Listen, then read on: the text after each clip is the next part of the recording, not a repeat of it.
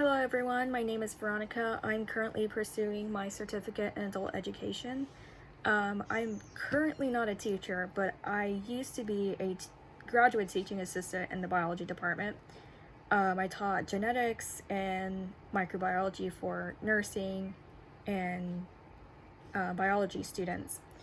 So currently I am actually a research assistant. I guess part of my job is teaching undergraduates how to do research and how to use critical thinking to come up with their own research projects if they ever decide to do that. And so my discussion questions I answered are discussion questions A and B. And so the way that I think I can utilize Bloom's taxonomy and integrating technology into like what I do on a daily basis is to basically start from scratch. Currently, what we do in our lab is we use coding. And so, as you can imagine, coding is incredibly complex and complicated. And so what we like to do is we like to start from scratch. We like to teach our students just the nitty-gritty basics on how to code. And so along with that, they need to have a basic understanding of how microbial diversity and just how microbes function and work in an ecological setting. And so, sorry, I'm looking at my notes. Like we can use that in coding, and from that understanding, that general understanding of microbial diversity and ecology, we can use it to answer questions based on our data sets. And so I use it to understand more about like the complexities within a community of microorganisms in a given setting. And so I feel that they need to have that general knowledge of coding and microbial diversity and ecology to be able to create those complex data sets.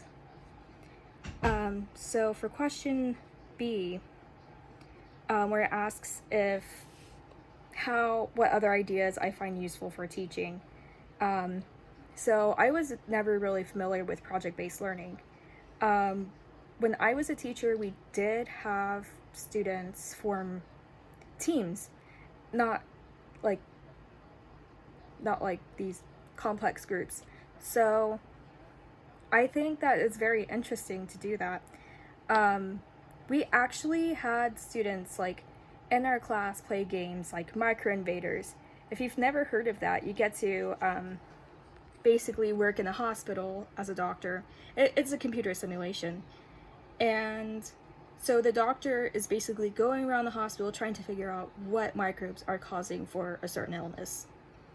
So forming groups based off of that can ideally help the students understand more about what goes into treating a microbial infection, and also just understanding like the complexities behind the disease manifestation. And we can also form groups with Plague Inc. And so I actually did this once when I taught undergraduate laboratories, and my students really seemed to love it. So I guess just forming groups can help the students learn from each other, and ideally from me. And so like I think that that's always a good idea.